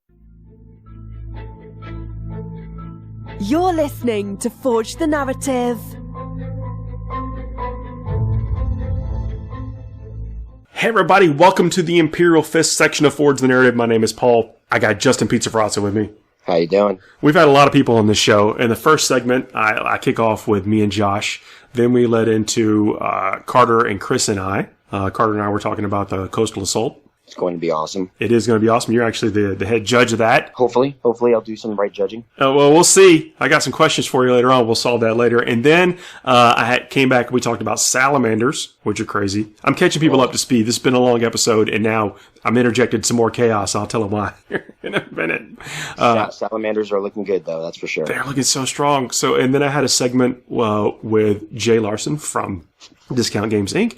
And now I got you on because Josh's mic died midway through the last segment. You got to pull from the bench sometimes to help out. I'm happy to be there. Yeah, putting you in. And in this show that all the stuff is up for pre-order right now. So if you're hearing this now, then you can grab it, or at least get it ready to be grabbed. So now I got you here. I want to talk about Imperial Fist. Imperial Fist, the boring boys. Oof. I have a yellow Imperial Fist army, so that hurts a little bit. Well, that's what they're known. That's what they're kind of considered. So them and the Iron Warriors are like siege specialists. They're good at building stuff and like standing in one place and, or breaking down walls. I guess Imperial Fist are known as being the wall. Iron Warriors are known as trying to get through the wall. Yeah, you take it all the way back to the fluff, all the way through the Horus Heresy. But one of the cool things is, remember, the Black Templars came from the Imperial Fist, so they got a little aggression in them too. That's one of the neat things when you're reading the Heresy stuff is you get to see like Dorn exhibit all of these things and then see the characters that are whatever. I don't want to get too much in a lore discussion, but it's worth checking out. But that's what I was talking about. Is just kind of the base surface level impression if you're not already a fan of these guys and know what they're about. But let me tell you, this new supplement is adding just the same thing like they did with the Ultramarines. To me, I used to think the Ultramarines were incredibly boring, but the rules seem to find a way to make that a little bit more exciting and entertaining and manifest itself in cool things to do on the table. And I think we're going to see the same thing with the Imperial Fist in this supplement. Oh, I fully agree. I'm very glad I never repainted my army from yellow. And you also in this supplement you got some Crimson Fist stuff. So no Black Templars. I know we'll see them, right? We're probably going to see them something in like a Psychic Awakening or their own supplement. We got more supplements coming. If the picture of the spoiler for how many Marine supplements we were going to have is accurate, we know there's more coming. It'd be really cool to see them do something with the Abhor the Witch that balance out that Psychic Awakening. I could see that happening. Yeah, who knows? It's all speculation. At this point, I just assume we'll eventually get some rules for them, but they're not, because they're not in this book. You have to assume that something's coming down the pipe eventually. But this is heavily centered on the Imperial Fist, and like even in the Warlord traits, the Crimson Fist only have option to take 3 Warlord traits, where the Imperial Fist have an option to take 6. The bonus tactic, they have 6 options you can take. They can't just automatically take 6 Warlord traits. They're there. There's options. Yeah. So the additional tactic they get is the Legacy of Dorn. I'm not sure what I'm supposed to call it. It's not a bonus chapter tactic. It's just an additional ability for the Imperial Fist, Crimson Fist. The Legacy of Dorn. While the Devastator Doctrine is active, when resolving an attack made with a heavy weapon by a model with this ability against a vehicle or building unit, add 1 to the damage characteristic of that weapon for that attack. Sounds good. Well, no, each, like say something is heavy 4, that is 4 attacks with that weapon. You're not, so each one of those shots is going to get the extra damage. And yeah, individual damage, not shot, wound roll. So it's pretty good. It's this is something. It's only if you're shooting at buildings or a vehicle. But I'd like to point out right now that a lot of power pieces in builds today are a vehicle or a series of vehicles. People talk like vehicles aren't really awesome. In addition, I don't know where they're getting that from, because most competitive lists I see have vehicles in them. Yeah, I think and everybody has their own meta. Everybody plays in their own little pond in their area. But since the Castellan went down, vehicles have been on a resurgence for quite a while now. They're on every list, at every table, and they are powerful. And this is just for heavy weapons, but I would like to point out the humble heavy bolter is a 3-shot weapon, strength 5, neg 1 AP, that you don't have to pay a lot of points for. And then now with this ability, remember that Marines start the game in Devastator Doctrine. At the beginning of the game, you are firing potentially damage to heavy bolters. How cool is it that you can even start a conversation about heavy bolters and not be making a joke? Yeah, this is not the first time we've talked about them. We talked about them in previous discussions, like, with rapier heavy bolters and stuff. Now, I'm not saying run out and get a bunch of rapier heavy bolters, because, you'll find that a lot of your stuff can take heavy bolter options anyway. And we've been seeing a lot of play with Centurions. Oh, yeah. 6 heavy bolter shots and 12 bolter shots per Centurion Devastator kind of adds up fast. Well, what's the Imperial Fist chapter tactic? The Imperial Fist chapter tactic, where they get the unmodified hit rolls of 6, will give an additional hit for a bolt weapon, and then the ignore cover as well. It scores 1 additional hit. No need to roll, so it's not like you roll and then it's like Tesla. As soon as you roll that 6, you get 1 additional hit. So simple math says when I put 3 of these suckers down there, I'm getting quite a few additional perks. Yeah, and this is for bolt weapons only, so not like last cannons or whatever, but heavy bolter Centurions are they've got the hurricane bolters in their chest. They'd have 2 heavy bolters and then the hurricane bolters, so each one would be 6 heavy bolter shots, and then the 12 bolter shots from the hurricane bolters. And then you would have them in a unit of 3 or so. And then the heavy bolters are now slinging out damage too.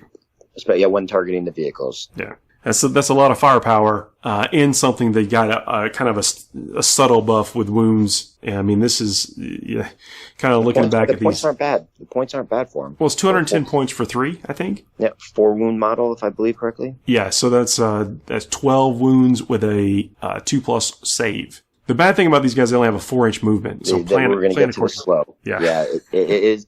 And they can't go into drop pods, if I remember correctly, anymore. They can't, no. The only way of transporting them, I believe, is a Land Raider. Yeah, so they are a little harder to get in place, but decent range on a heavy bolter. Yeah, 36-inch range, yeah. Oh, so I guess technically they have a 40-inch threat range with the heavy bolters, because they can move and fire at no penalty for firing heavy weapons, which is nice. It's nice, and you got to look at. I mean, there's a resurgence in terrain, which is great for actual tactical play on the table. So you have line of sight issues. So they will run into some difficulties with maneuverability, but there's other units like the Thunderfire cannons that can also put out shots like that and ignore the line of sight as well. Let's talk briefly about the Crimson Fist while we're here on the chapter tactics. They have the ability to, if they're outnumbered, so when resolving an attack made by a model with this tactic against a unit that contains at least 5 more models than the model's unit, add 1 to the hit roll.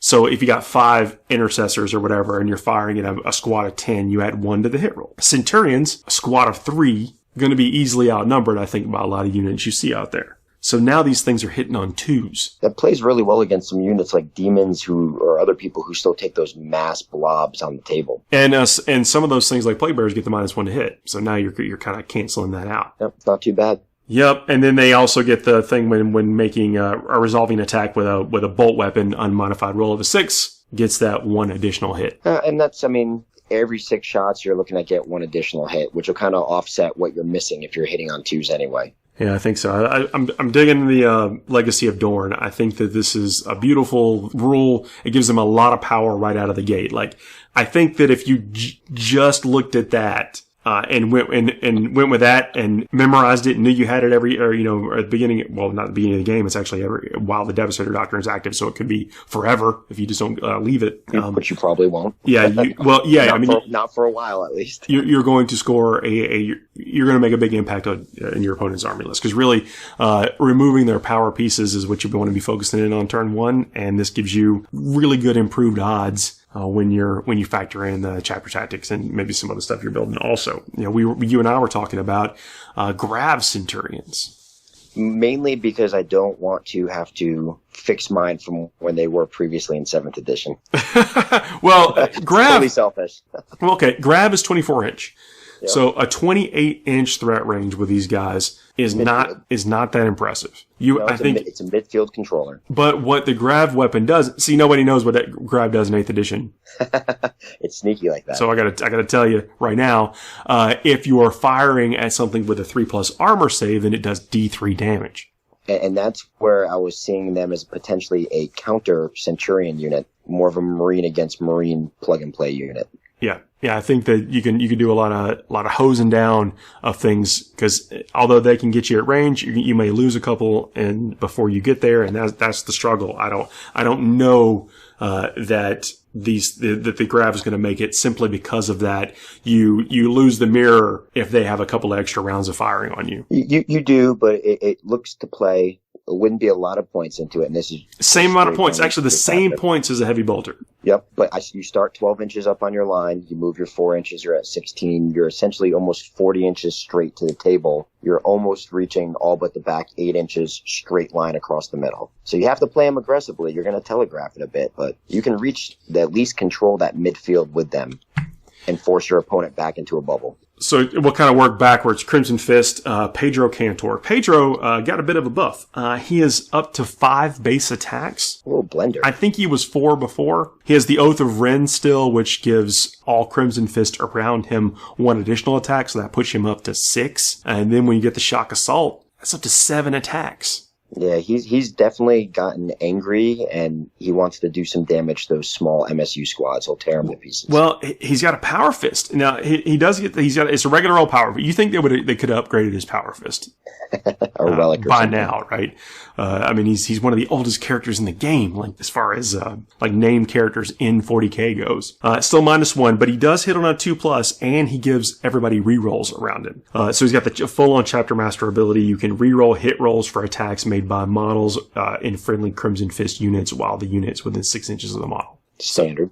So 7 attacks, always hitting with a Strength 8 Power Fist, D3 damage. He's going to murder something. His biggest issue is going to be getting him into combat. Yeah, six wounds. I don't know. Maybe he rides in a Land Raider. I mean, oh my God, I can't believe I just said that. But maybe he rides in a Land Raider with some Centurions. That's about with the Centurions. Well, he makes a good counter charge unit. He's good for bolstering some form of fire base. Maybe there's Centurions who are scooting up there, because when you charge, you know he's coming at you next. But he's going to be hard to get up the field into their backfield for sure. Sure. So if we're looking at that Legacy Adorn with and then bolt weapons, so the Stalker bolt rifle is a heavy 1 gun. Scary. Is strength 4, so that's a little bit of a problem. But with the rerolls to hit, and then those things become damage 3 against vehicles. You even with the strength 4, rerolls the hit, a little bit of buff the wound maybe, you're only sneaking a couple of them through, but each one's going to hurt so much. 3 damage. Yeah, and he also gives bonuses to, the attack characteristics. Like I said, he buffs him, but he buffs other people around him. So he turns an Intercessor into a 4 attack dude with Shock Assault in play. And can they get the stratagem for the grenades as well? Yes, they can. The great grenades. We'll get to the stratagem in just a minute, but we'll get to that side. Yeah, we'll get there. I want to layering those guys together. It sounds actually pretty good. I want to talk about the characters here for just a second. We will get there because that is, I think, a powerful strat. But so moving to Tor, well, he makes regular dudes into Assault Marines, and that was one of the things that, looking back, like in Blood Angel list, I'm a big fan of Assault. Getting in there. And if I could ever turn, in the times when you could make something that wasn't an Assault Marine into an Assault Marine, that was typically a value. So, look at this as something that's, I think, a pretty decent value with that +1 attack. Tor Garadon, this is the new character. I think he's, captain of the 3rd or 4th company or something. Wasn't he in one of the video games? I believe he was a video game guy. He's starting to outshine Lysander a little bit. Lysander is old news. Torgaradon is the new hotness. So this guy, he has an ability called Siege Captain. When resolving an attack made by this model against a vehicle or building, add 1 to the damage characteristic of that weapon. His weapons are not heavy, so he doesn't get the benefit of the Legacy of Dorn. But he does have a grav gun with rapid fire 1. It's a shoulder mounted grav gun. And then he's got his Hand of Defiance, which is a ×3 strength, 3 damage power fist. So his Siege Captain ability doesn't specify anything about a type of weapon. So he's swinging a damage 4 ×3 strength power fist with his 5 base attacks and would go up to 6 with Shock Assault. He's a little price pointy, but it's not bad, and he'll blend really well with most units you're going to put him up front there. He is 140 points. I don't think that's too bad. He is a 7 wound dude, toughness 5 with a 3+ armor save and a 4+ invulnerable. It's just, maybe it's a flavor thing. It's just because you always have to think of how you're going to get them there. Yeah, so you got those points plus a transport. But sometimes things are coming to you to kill your heavy bolters. I like to charge with my heavy bolters. Well, I'm just kidding. Well, once like in Victor Warsuits, you're going to be causing disruption up there in the lines, and then you're going to, he's a fire base, and he also has the Sigma Ray. Yep. So at the start of your shooting really phase, handy. Select 1 friendly Imperial Fist unit within 3 inches, and then get the 2+ Ballistic skill. Oh, just put those back. Talk to those heavy bolters again. He's tucked in really nice to them. Yeah, so then the Rites of Battle reroll rolls of 1 for Imperial Fist models within 6 of him. So he's got the buff ability. He's pretty durable with 7 wounds with 3+ save and the invulnerable, and he's kind of killy, and he looks like a champion. He looks good. He does look good. Lysander, old Captain Lysander. Oh man, he's still not as good as old Chapter Master Pedro. I guess in combat. He's pretty much the same. Well, sort of. He is pretty much the same. The Fist of Dorn doesn't get a minus to hit, and it's +6 strength. So he is swinging strength 10, 4/5 attacks with the Shock Assault, and then he's got a morale buff. You can never lose more than 1 model in morale for Imperial Fist units within 6 inches of him.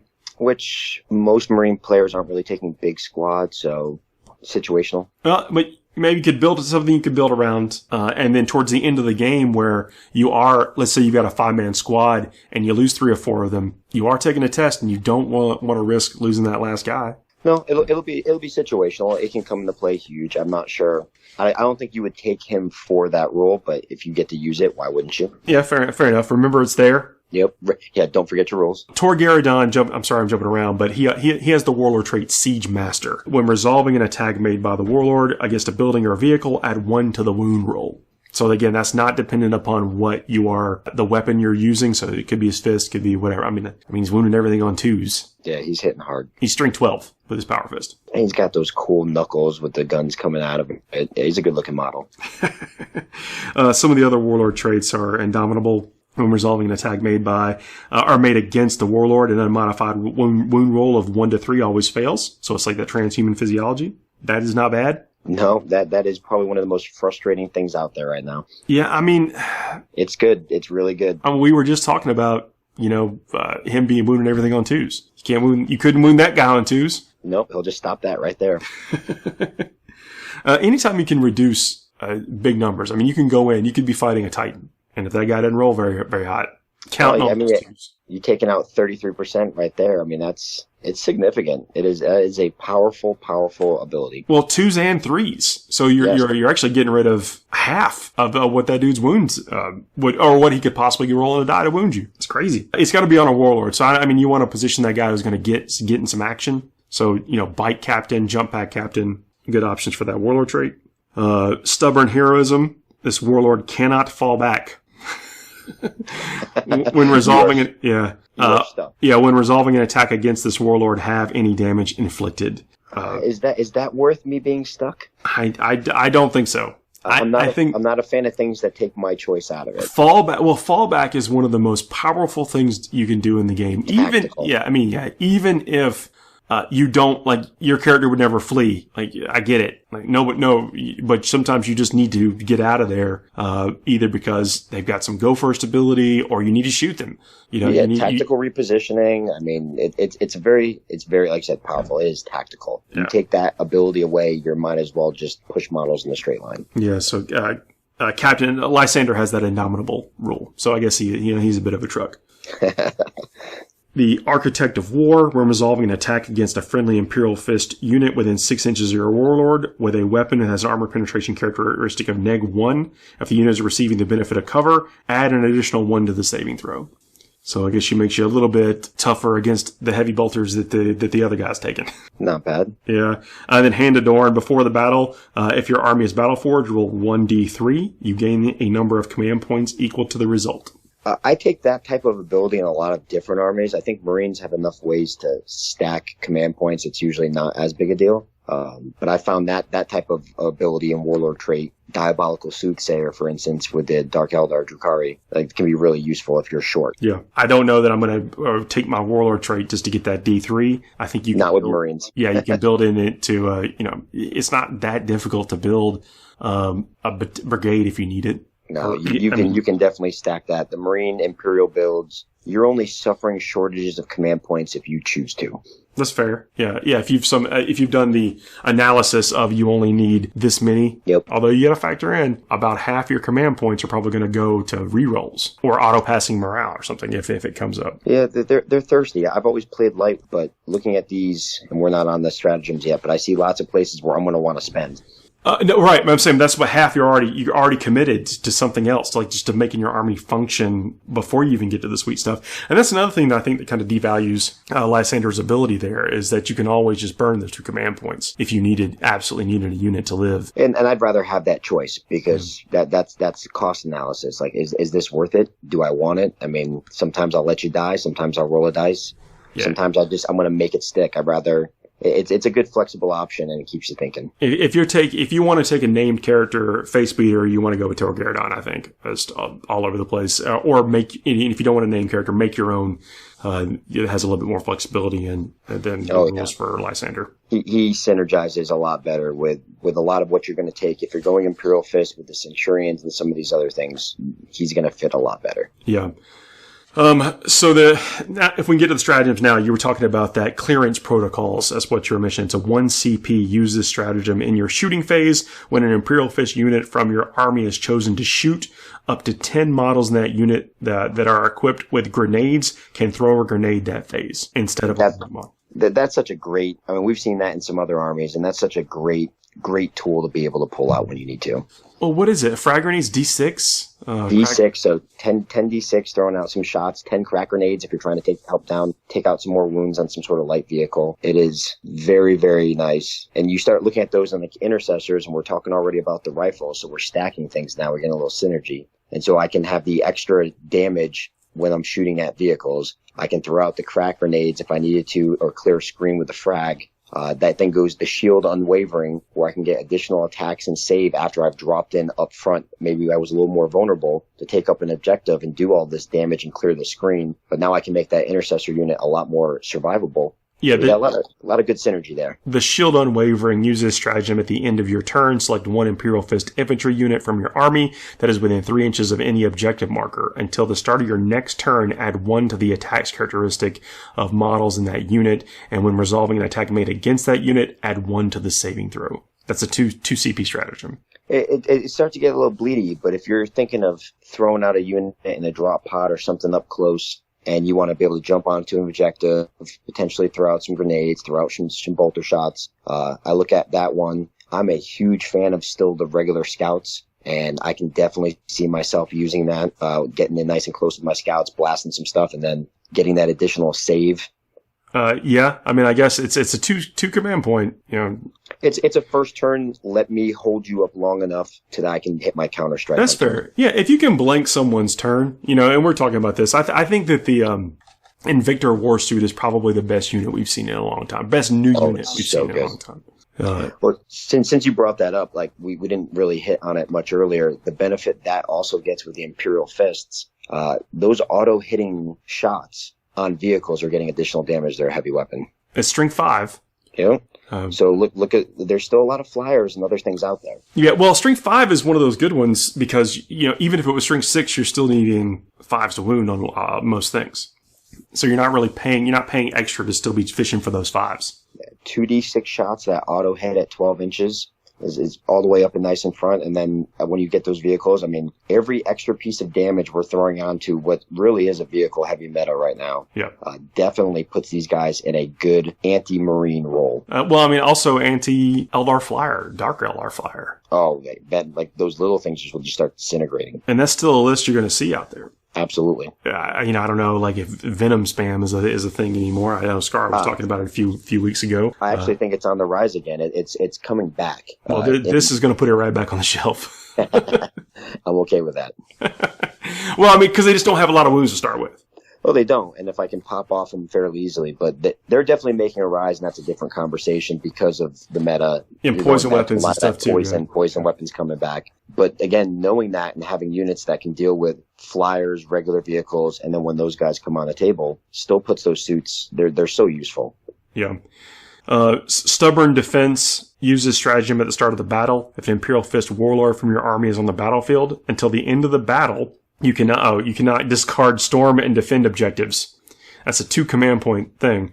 I don't know how many people are out there playing with tactical objectives with the cards, but when you achieve one, you score 1 additional victory point. So it's 2 command points to start racking up extra objective points if you're playing with the objective cards. I usually take those out of my stratagem deck, and I think my daughter plays with them somewhere.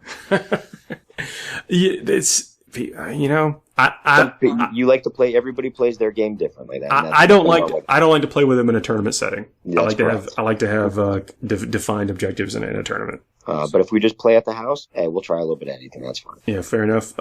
Tank hunters use this stratagem in your shooting phase or the fight phase when you choose an Imperial Fist unit from your army to shoot or fight with. Select 1 enemy vehicle unit until the end of the phase when resolving an attack made by a model on the Imperial Fist unit against the selected unit. Add 1 to the wound roll. Just really solidifying we're going to kill this vehicle dead. Yeah. Yeah, so especially if it's 1 mega target, I don't know, Stompa. Yeah, there's still knights in the meta. There's Stompas. I mean, sometimes Iron Hands, even with everything that's happening to them, you want to take out 1 key vehicle that's blocking line of sight, maybe to all those little characters hiding behind it. You're gonna see Fire Raptors, man. Yep, you're gonna see something that's gonna hit hard that you just got to take down. Yeah, I think just remembering that you have these in your pocket, and I mean, a lot of the stuff we're talking about is against vehicles or buildings or whatever, and I get that, but vehicles are definitely power pieces that people are using to great effect right now. Maybe that goes the other way, but let me also say that we're kind of advocating heavy bolters is really good, and we're talking, what army doesn't use a lot of vehicles? Genestealer cults. They don't use a lot of vehicles. Demons don't use a lot of vehicles. But what really works well against those army? Hurricane bolters. Heavy bolters, yeah. The volume of fire works really well against those other armies, so it's balanced. Yeah, I'm digging this heavy bolter uptick. I'm not unhappy about it at all. I've always been a fan of the simple shots versus the complicated ones. Yeah. Easier math. So bolster defenses. Use this stratagem at the start of your movement phase. Select 1 Imperial Fist infantry unit from your army that is entirely on or within a terrain feature. As long as that unit remains stationary when resolving an attack made against that unit, add an additional 1 to the saving throw. This will normally mean you add 2 to the unit's saving throw for being in cover instead of 1. You can only use that once per battle, and invulnerable saves are not affected. And so does this stack with what we were talking about previously with the shield unwavering? I can't imagine. Yeah, it doesn't say it doesn't. So that's an additional +1 save on top. I mean, you can really take that Centurion unit, which you could also give a 6+ feel no pain, and say, again, we're talking, I'm going to burn a lot of command points, but I'm going to stop you from taking out my mega unit this turn. That's 3 command points that you just burned, but at the same time, you did just give something a +3 save. And then add an additional pain as a lesson and give it a 6++ feel no pain. That is not a vehicle or servitor. You just blanked 1 command point. You just blanked somebody's last cannons. That's another way of thinking about it. I'm not saying that someone's going to take last cannon Centurions because they're 300 and some points when you do that. If they do, it'll be the same reason I'm taking Grav, because I just didn't want to remodel them. No, I mean, you can make it, because you can make a case for las cannons in the game. If you can get cheap las cannons, like we've talked about this too before, like if you can get, Predators, las cannon, Predator Annihilators are, I think, a value buy. Worth it. Yeah, a value buy right now. If you're going to be if you feel like you need las cannons in your army, that the Predators are probably the cheapest to effective way to get them. There, you could make a case to have las cannon Centurions for the durability, like you just said. Okay, I'm back here on my objective, and you're never going to get me out because I've got a -2 save. And I can throw a feel no pain on it, and I've got additional character support. And then you're going to also kill whatever. I think the case is still stronger with heavy bolters because you still have fairly sufficient range. Yeah. But either way, I mean, that's a roadblock. If you're either going to play with it as a Marine player, or you're going to have to deal with it if you're facing Marines. Yeah. So there's Bolter Drill. This is a 2 command point stratagem. Use this stratagem in your shooting phase when you choose an Imperial Fist unit from your army to shoot with until the end of that phase when resolving attacks made by a model in the unit with a bolt weapon. An unmodified roll of 6 scores 1 additional hit. So doubles up with the chapter tactic, so you now have 3 hits. 3 hits for every 6. So, with a bolt weapon. Kind of like a heavy bolter. We're beating the horse. But Centurion, with the Hurricane Bolters, Hurricane Bolters on Land Raiders, on Storm Ravens, don't take a Storm Raven, but aggressors. Yeah. Aggressors are kind of in a weird spot right now. I think you should really do a comparison on whether you think aggressors are right for you or the Centurions. And I think Centurions went out. I think they have to be stacked and played a little bit differently, so it's going to come down to a little bit of play style. If you're going for maybe White Scars, maybe the aggressors went out. If we're staying with the Imperial Fist, I do agree the Centurions, I believe, are going to win out on that side of the argument. Centurions have way less movement. They only got 4-inch movement, but they have the extra wound. Yep. They've got an extra save. A little bit less shots? Less shots, but you're going to have range, pretty standard, and strength on what you're shooting. Yeah, I like the Centurion. I think I like the Centurions better, but, take a look at that stuff. This 2 CPs, so like a 10-man, we've been talking about incursors and stuff, and, every troop has some kind of bolt option in the Marine list. So this can be used on a variety of different units, and it's powerful because it does. It's another rule that stacks with the chapter tactic, so you're firing approximately 150,000 shots with every unit. You're going to do some damage. Yeah, I mean, it's one of those to where when you need it, use it. I mean, burn it. I think you should burn command points early and often. I agree. You don't want to lose the game and think, man, if I just did that at that moment. There's usually maybe 1 or 2 things I keep in my pocket depending on who I'm playing. Otherwise, I try to just maximize what I'm doing in the first couple turns before attrition starts setting in. That's it. That's exactly right. So while that unit is at full strength, go to work. Do it. I think those are the highlights from the Imperial Fist. The grenades, the extra shots. Now, there's a couple other stratagems. I don't know if you want to talk about the Siegebreaker cohort first. Yeah, go for it. So when you take the Siegebreaker cohort, there's 2 stratagems that also come with that little special formation. This is from the Vigilus Ablaze stuff. Yes. So when you kind of take that into comparison, now obviously we're going to ignore the first one about buildings because there are some people out there who are using buildings. Yeah, there's the building thing. We'll get to those. But the Seismic Devastation, 1 command point. At the start of either the shooting or fight phase, pick a Siegebreaker cohort unit from your army. Each time you roll a wound roll of 6+ against a vehicle or building, the attack inflicts a mortal wound as well as the normal damage. Ooh.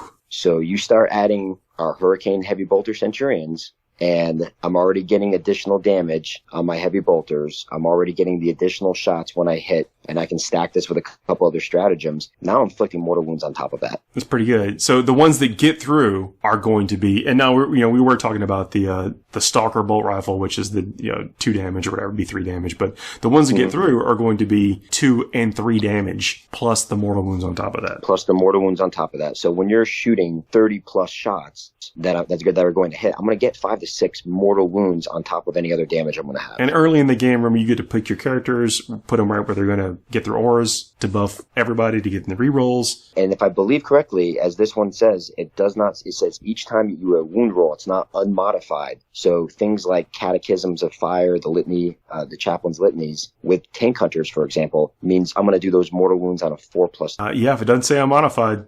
So it has that. Now there's a couple other things. It has to be the closest target and some other, but you can stack those abilities so that you are doing those additional mortal wounds. And I'm a Haywire Harlequin player, so I love those mortal wounds on top of things. Basically the free damage. Oh, by the way, that's just here's a little bit of extra ones right here for you. It makes a huge difference in taking out a vehicle. I think you're going to want to take out those vehicles early on. You're going to see them, and it's pretty demoralizing when an opponent takes a big piece off the table, especially early on. I have an Adepticon flashback from us for a couple of years ago. When you take that big vehicle out, they kind of get shut down a little bit. Jump into the psychic powers. There's a power called Rack and Ruin. Rack and Ruin has a warp charge value of 6. If manifested, it's like one building. But hold with me. Don't tune out yet. Building. Yeah, within 18 inches, and visible to the psyker, or select one enemy unit that is wholly within, or on a terrain feature and is within 18 inches of invisible to the psyker. Roll 9d6, adding 1 to the result if the unit you selected was a building. So keep that in mind. For each roll of a 5+, that unit suffers 1 mortal wound. So you begin mortal wounds on 4+ if it was a building. Again, you're not seeing them. You're not going to see the building. But if the unit is completely within terrain, you're looking at, 4 or 5 mortal wounds. These guys are definitely striking fear in the building meta. Not 4 or 5. You're looking at 3 mortal wounds on a 5+, but it's 3 additional mortal wounds. So this is the Rack warp charge 6. Yeah, so it's going off. Yep, pretty reliable. They have a power called Fortify. It basically goes off on a 4+ and heals D3 lost wounds to an Imperial Fist infantry or biker unit. I don't know that I'm taking my psychic power to get that. But it is very reliable. It goes off on a 4. Warp charge, it goes off on a 4. If you got one there, that's a freebie. Yeah, I think if you are, it's against an infantry or biker unit, but, healing Torgaradon or Pedro, something. Or another Smash type captain. What about a Tectonic Purge and getting restricting charge ranges? That's not a bad one. So Tectonic Purge has a warp charge value of 6. If manifested, then until the start of your next psychic phase, when a charge roll is made for an enemy unit within 12 inches of this psyker, subtract 2 from the roll. And there's a lot of vehicles. We're seeing a big resurgence of things that also restrict that. So you could probably stack that and just help really deny that heavy Alpha Strike charge that's coming at you. Think about Gene Stealer cults. Yeah, they're still scary. Yeah. Some of them's going to get, within 3 inches and there's nothing you can do, basically, or whatever, right? But that's only one unit. I'll take a 1-charge Gene Stealer versus being swarmed and just beaten down completely. Yeah, that -2 to charge. Now, granted, they're going to have their own buffs and stuff or whatever, but -2 is very significant. If you look at the math on what a 9-inch charge is, I think you're, without a reroll, you're failing 60% of the time or something like 60, 70% of the time. Yeah, it's not good. It's definitely well below that. Trying to make an 11-inch charge is even worse. Well, and you put that not just Gene's. We're talking, and I'm a proponent. I'm not a vehicle fan, so I am a proponent of the dismounted. Here's my Centurions on the table. Here's my guys on the table. Well, I don't want people turning off that shooting. So if I can make it so it's harder for you to touch me and turn off my shooting, even better. Yeah, agreed. I know we're just kind of scratching the surface. We haven't talked about list builds. Maybe that's what we do. Something next week is talk about list builds with the Salamanders and the Imperial Fist. The Salamanders, I think, are incredibly strong if you can figure out how to get past that 8-inch flamer. Close the distance. You definitely have to close the distance. And then the strength of the Imperial Fist is that basically everything we talked about works on their standard troops. So you could have a fully heavy infantry army of just whatever you happen to have laying around. You're going to get the benefit, all these rules we just talked about. Yeah, that is very nice that you're not looking to just completely reinvent what you've probably already been playing with for several editions now. Or play into it. You really can. There's some of the stuff but it's all common. It's going to be commonly available plastic miniatures, and the average. What I was talking about from the very beginning is that I don't want to say that the Imperial Fist are boring, but that's kind of the perception of what the Imperial Fist were. Normal guys, normal Marines standing on a wall. Well, now those normal guys standing on a wall have all these damage 3 mortal wound causing. Death to vehicles and those elusive buildings. You wait, man. They're going to release something for a building. Yeah, I'm sure. Something's coming down the road. It wouldn't surprise me. I think a big strength of the Imperial Fist, though, and list building down the road, people are going to find that they are a good anti-Marine unit, and we're getting into a very Marine-heavy meta right now. Yeah. Iron Hands, we talked a little bit about the Iron Hands debuffs in the beginning of the show, the FAQ, when it dropped. but they're still very good. Minor ships. Yeah. Oh yeah, they're strong. They're still very, very strong. It's just not ridiculous, anymore. And then the Raven Guard, the White Scars, I believe, have a very similar win percentage to the Iron Hands. It's just not as over the top, beating you up with rules. It's beating you up with tactics. They've got maneuver, so it takes a little bit more skill to pilot. So you can't it's not as point and click, which people feel bad when they have no way to interact or do anything. And we know several people working on some pretty sweet Raven Guard list. Oh, I love some Raven Guard. Well, I'm not trying to allude or be coy by anything. It's just a lot of people are going to be coming into the market into the tournament scene with Marines. I think it's a fairly safe assumption, and I'm planning for it because I've got a few events here through November, December, and before we even get towards LVO. But just coming into this winter, and I'm planning on being in a very heavy Marine meta. So I'm planning to have to deal with Marines. Yeah.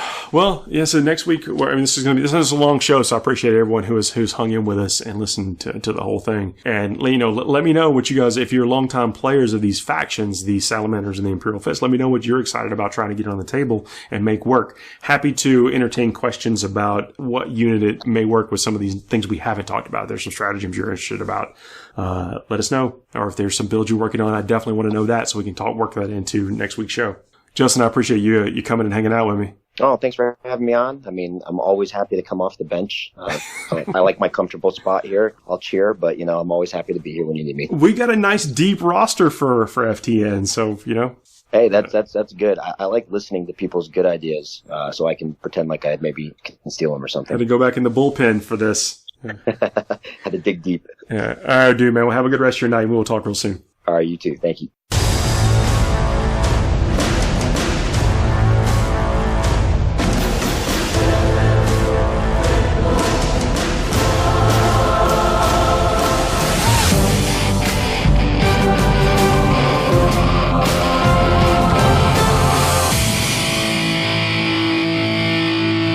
Handle the truth.